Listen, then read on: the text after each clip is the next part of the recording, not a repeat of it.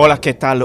Hoy vamos a intentar descubrir algo que la gente no conoce, que no sabe, que se imaginan que, bueno, cuando uno muera o va a ir a una parte donde va a pasar tiempo con el diablo toda una eternidad, pero uno va a poder hacer lo que quiere y va a ser una grande fiesta. O vas a estar con Dios en las nubes, ahí comiendo cream cheese con bagel y pasándola bueno y estar orando y estar alabando a Dios y ahí se terminó.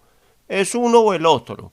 Bueno, les voy a decir que todo eso es una fantasía. La palabra de Dios nos hace ver a través de la tecnología, la capacidad que ya hoy en día tenemos de escuchar teólogos, gente que sabe, que ha metido mucho tiempo ahí, que nos dice, bueno, no es como tan simple, no es como lo describieron en el pasado. Gente trató de, por lo mucho que tenían inteligencia, pues no tenían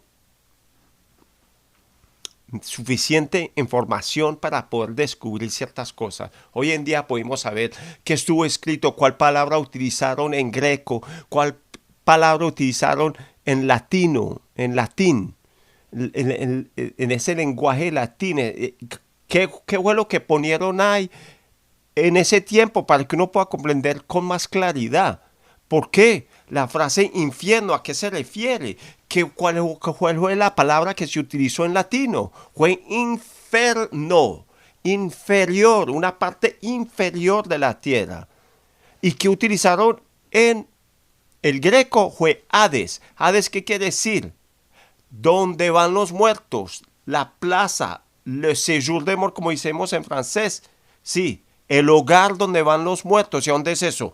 En una plaza inferior. Entonces, esa palabra Hades que uno ve en el greco se tradució en infernos en latino. Pero a través del tiempo ya comenzaron a decir, esta palabra es la misma que esta, sin conocer verdaderamente qué quiso decir Jesús en ciertos pasajes, como el que vamos a ver hoy, Mateo 10, versículo 28, que nos dice, no teman a los que maten el cuerpo, pero no pueden matar el alma, más bien tema a aquel que puede destruir tanto el alma como el cuerpo en el infierno. ¿Quién es el que puede destruir el cuerpo y el alma, lo que fue utilizado aquí, en el infierno? Bien dicho, esta palabra, si vemos en Mateo, si vemos a través de las escrituras, ¿cuál fue la palabra que fue utilizada aquí en el infierno? No fue el Hades, fue Gehenna. No solamente lo podemos ver aquí en español que se equivocaron, porque si vamos a ir al Vulgate latino, que vamos a ver exactamente ya, ahí lo voy a poner en el ecrán, en la pantalla. Aquí vamos, la Biblia Sagrada Vulgate, Mateus capítulo 10. Vamos a ver el versículo 28 que marcaron, para que vean que marcaron aquí, que no fue el infierno, no infernos, fue aquí que pueden ver como lo señalo, in Gehennam, perder, aquí está, animan y corpus, alma y cuerpo, perderse o ser destruido en Gehennam, no infierno, porque hay una palabra que se utiliza para el Hades, que es infernos, como lo vamos a ver más adelante, pero para que vean que desde ya Reina Valera, cuando uno lo lee, nos está llevando a una plaza donde no es claro. ¿Por qué? Porque del latino al español ya se equivocaron. No tenía que ser esa palabra que hubiera utilizado. Si hubiera de haber utilizado Gehenna. Entonces, como ya vemos que hubo un problemita de interpretación, Entonces ya nos vamos a dar cuenta que más adelante, en Lucas 16, vamos a ir a ver también la traducción en el Vulgate latino para que nos demos cuenta qué es lo que les quiero explicar. Lucas 16, versículo 22 nos dice: aconteció que murió el pobre y fue llevado por los ángeles al seno de Abraham. Murió también el rico que fue sepultado, y en el Hades, ya es en el Hades, ¿y cuál fue la palabra que fue utilizada ahí en el Hades? En el latino es el infernos, que viene a ser el infierno. Entonces, aquí la palabra que utilizaron en el Vulgate latino, que fue prácticamente escrita en latino en los años 500, que es una escritura muy antigua, las escrituras más antiguas para poder comprender qué fue utilizado.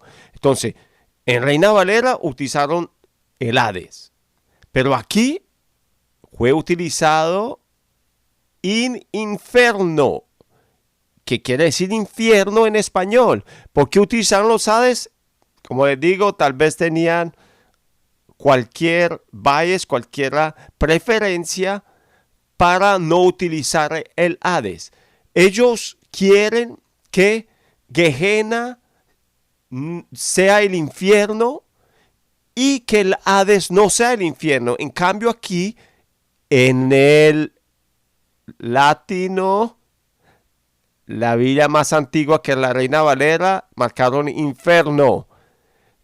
Entonces, para concluir, uno que va a creer las palabras que nos dice claramente que la palabra infierno viene del derivo de Hades en greco, y los Hades tiene que ser una plaza donde van los muertos. Yo lo comprendo en francés, quiere decir le séjour de mort, el hogar donde van los muertos. Entonces aquí podemos ver que el infierno se refiere a donde va el alma de las personas que no tienen a Cristo.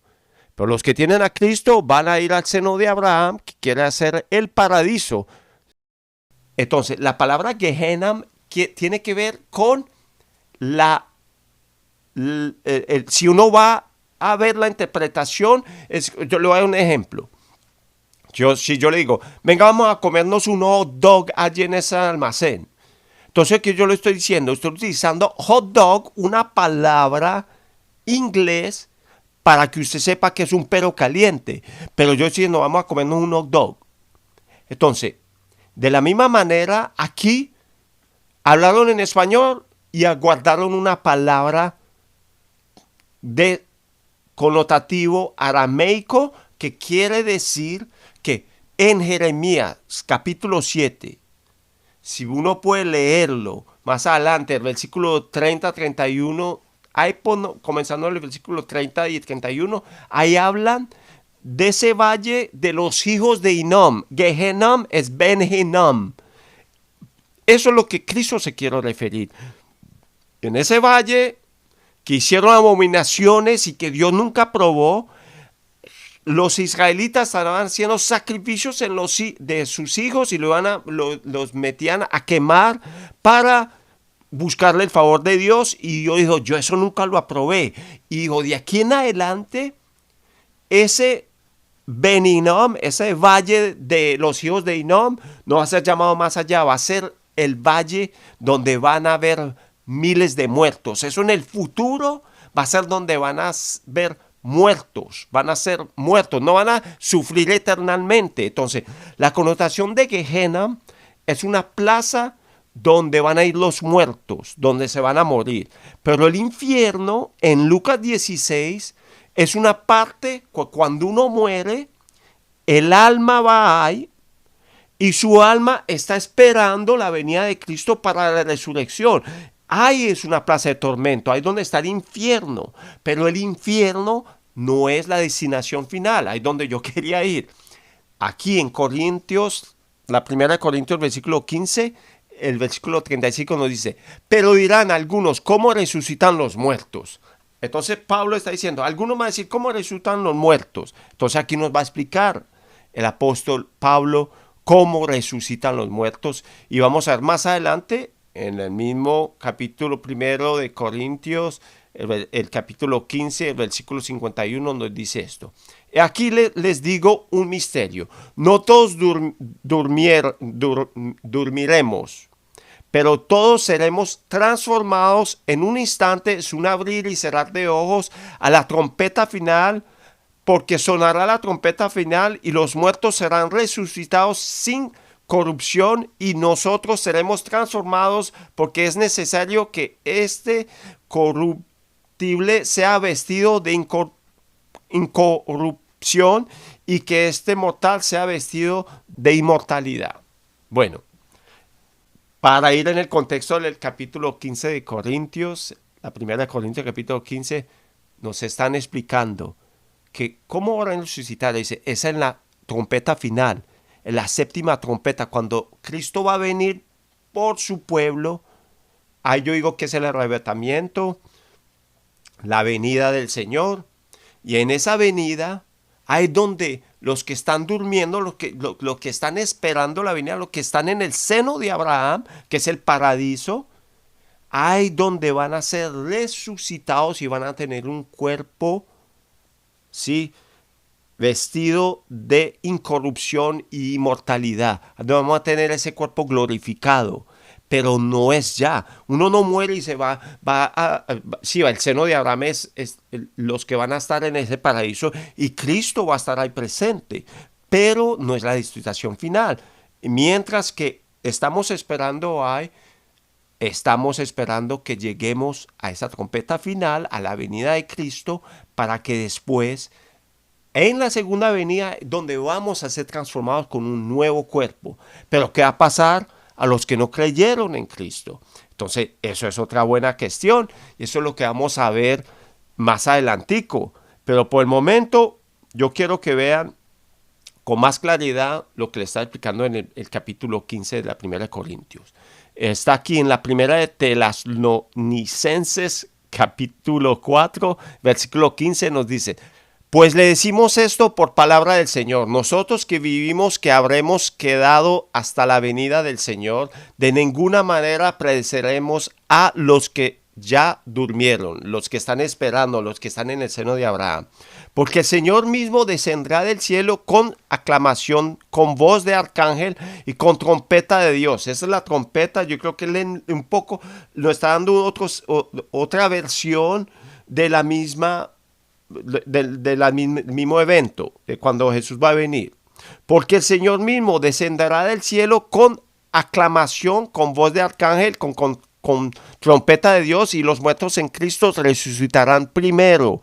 Luego nosotros, los que vivimos y habremos quedado, seremos arrebatados juntamente con ellos en las nubes para el encuentro con el Señor en el aire, y así estaremos siempre con el Señor. Entonces, hay, como dicen aquí, el arrebatamiento. Eso nos está diciendo una secuencia. Los que están durmiendo, los que mueren antes de la venida del Señor, que están en el paraíso, en el seno de Abraham, ahí es donde van a estar primero resucitados, y los que van a estar en ese tiempo, en la venida del Señor, si el Señor viene hoy, yo estoy vivo, nosotros también vamos a seguir a esas personas a estar con el Señor para siempre. Estaremos siempre con el Señor. Entonces, aquí nos están diciendo muy claramente que a la segunda venida que las personas van a tener ese nuevo cuerpo glorificado. Romanos 6 también, para que donde yo quiero ir es que el alma no vive para siempre. Romanos 6 nos dice en el versículo 22, pero ahora libre del pecado y hechos siervos de Dios, tiene como su recompensa la santificación y al fin la vida eterna. Primero somos santificados, después obtenemos la vida eterna cuando venga el Señor. Porque la paga del pecado es muerte, pero el don de Dios es vida eterna en Cristo Jesús, Señor nuestro. Entonces, aquí podemos ver la diferencia. Le paga el pecado los que no son santificados, los que no han recibido a Cristo como su único y solo Salvador. La paga es la muerte. no es un sufrimiento eterno o sufrir por millones y millones de años, pero muy claramente la muerte. Vamos a ver otro pasaje para que ustedes vean que no hay pasajes que nos dice que los que van a estar con Cristo van a vivir eternamente y los otros que no van a creer van a sufrir por millones de años. No hay un pasaje que nos dice eso. Puede haber ambigüedad, puede decir algo, tal vez dice esto, ciertos pasajes que nos pueden tratar de decir ciertas cosas como en Apocalipsis y otras partes, pero vemos los pasajes los más claros, los que no tienen ambigüedad, que no son difíciles de comprender. Primera de Juan, capítulo 5, versículo 11. Y este es el testimonio, que Dios nos ha dado vida eterna. Y esta vida está en su Hijo. El que tiene el Hijo, tiene la vida. Y el que no tiene el Hijo de Dios, no tiene la vida. Entonces, ¿qué nos está diciendo aquí? Que los que tienen al Hijo, los que aceptan a Cristo como único y solo Salvador, tienen la vida. Los que no quieren de Cristo, los que no aceptan, no tienen la vida. ¿Qué quiere decir? Que no tienen vida. No siguen viviendo. Tienen la vida, pero en otra parte sufriendo. No, aquí nos dice claramente que no tienen la vida. Bueno, ¿cuál es la próxima que les quiero mostrar? Es Apocalipsis 20 para terminar. El versículo 11, vamos a terminar en el 14, pero para que vean. ¿Cómo va a ser la final de los que no aceptaron a Cristo? Apocalipsis 20, versículo 11 nos dice: vi un gran trono blanco y al que estaba sentado sobre él y cuya presencia huyeron la tierra y el cielo, y ningún lugar fue hallado para ellos. Vi también a los muertos, grandes y pequeños, que estaban en pie delante del trono, y los libros fueron abiertos, y otro libro fue abierto, que es el libro de la vida. Y los muertos fueron juzgados a base de las cosas escritas en los libros, de acuerdo a sus obras. Esto es muy importante, de acuerdo a las obras que hicieron, van a ser juzgados. Más adelante el versículo 13. Y el mar entregó la muerte que estaba en él, y la muerte y el Hades entregaron los muertos que estaban en ellos y fueron juzgados, cada uno según sus obras. Aquí podemos ver, y la muerte y el Hades y el infierno. La palabra Hades en el Vulgate latino, Hades está traducido en infernos, que viene a dar hoy en día infierno. No está traducido en Gehenna, que Gehenna es más que todo, se refiere al lago de fuego. Eso es lo que se refiere. Entonces, vamos a ver cómo el infierno fue entregado los muertos que estaban en ellos y fueron juzgados cada uno según sus obras. Y la muerte y el Hades, el infiernos, eso es en latino. Yo no sé por qué la Reina Valera como que tenía una clase de bias, como dicen en inglés, como de preferencia a utilizar esto, porque tal vez llevan la doctrina de un fuego eterno que nunca se apaga y que también que la gente que va a echar a esa nunca va a morir. No, el contrario. El infierno fueron lanzados al lago de fuego. El infierno, la gente que va a ir al infierno esperando la venida de Cristo, van a ser echados al lago de fuego. Esta es la muerte segunda. Y el lago de fuego, ¿qué viene a ser el lago de fuego? Viene a constituir la segunda muerte. ¿Cómo que la segunda muerte? Porque la primera muerte es la que morimos aquí en la tierra. Y la gente que recibió a Cristo va al seno de Abraham. Y los que no recibieron a Cristo va al infierno, al infernos, al inferior, plazas inferiores, al Hades, la plaza donde los muertos van. ¿A dónde van los muertos? Bajo la tierra. Entonces, esa gente que va a estar en el infierno, es el infierno, donde va a haber tormento, porque su alma todavía va a estar viva, pero va a estar en una oscuridad, en tormento, no en un fuego, pero en tormento, en un crujir de dientes. ¿Qué es un crujir de dientes? Cuando uno está ahí como, ¿por qué estoy aquí? ¿Por qué no estoy muerto? ¿Qué me va a pasar? ¿Será que rechacé o que no hice buenas obras delante de Dios, que no soy salvo? Eso va a ser ese crujir de dientes. Entonces, esas personas que van a estar ahí van a volver a estar delante del trono de Dios. Yo no sé si en cuerpo o solamente el alma va a estar delante de Cristo, y esas personas, esas almas que van a estar en el infierno, van a ser echadas en el lago de fuego, que es la segunda muerte. Para concluir, el infierno existe, pero los que van a estar ahí van a ser juzgados según sus obras, y los que no fueron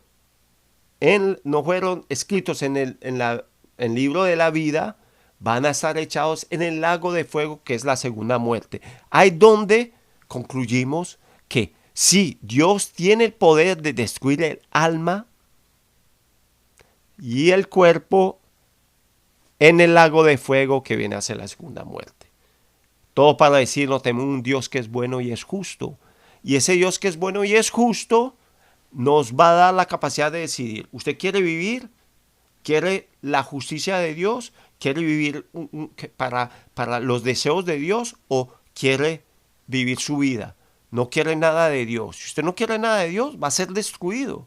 Primero ir al infierno, esperar su sentencia, que va a ser la segunda muerte, pero entre tanto va a ser una plaza de tormento, una plaza de crujir de dientes. Pero ese crujir de dientes no es usted delante de un fuego quemándose, pero esa tormenta es cuando uno está atormentado. ¿Qué hago aquí? Señor, eso es lo que yo veo a través de la palabra de Dios. Y hay muchos otros versículos que yo le pudiera explicar. Me gustaría debatir con gente a través de esto. Y si conoce gente que dice, no, usted está equivocado, coméntenlo y me gustaría ir a debatir sobre esta doctrina. Porque esta doctrina hace parecer a Dios como una persona vengativa, que no es amor. Porque dice, si usted cree en mí, tendrá recompensa. Si no cree en mí, ay de usted. Entonces le voy a obligar a creer en mí, porque si no va a sufrir eternamente, va a sufrir millones de años. Eso no es lo que yo veo a través de las Escrituras. No hay un pasaje que nos dice que el alma vivirá para siempre, y no hay un pasaje claro que nos dice que lo que le va a llegar a pasar a la gente que no crea en Dios va a ser tormentado en un fuego, sufriendo por millones de años. No hay un pasaje claro que me diga eso. Yo veo pasajes claros que me dicen lo contrario. Vamos a dejarlo así. Que sean bendecidos y que vean que tenemos un Dios que es justo y es bueno. Los que no quieran de Dios no van a vivir más, y los que quieran de Dios van a seguir viviendo después de este pasaje aquí sobre tierra. Y después del pasaje sobre tierra estaremos en una nueva tierra, la nueva Jerusalén de Dios, donde vamos a tener paz, gozo y justicia. Que Dios los bendiga.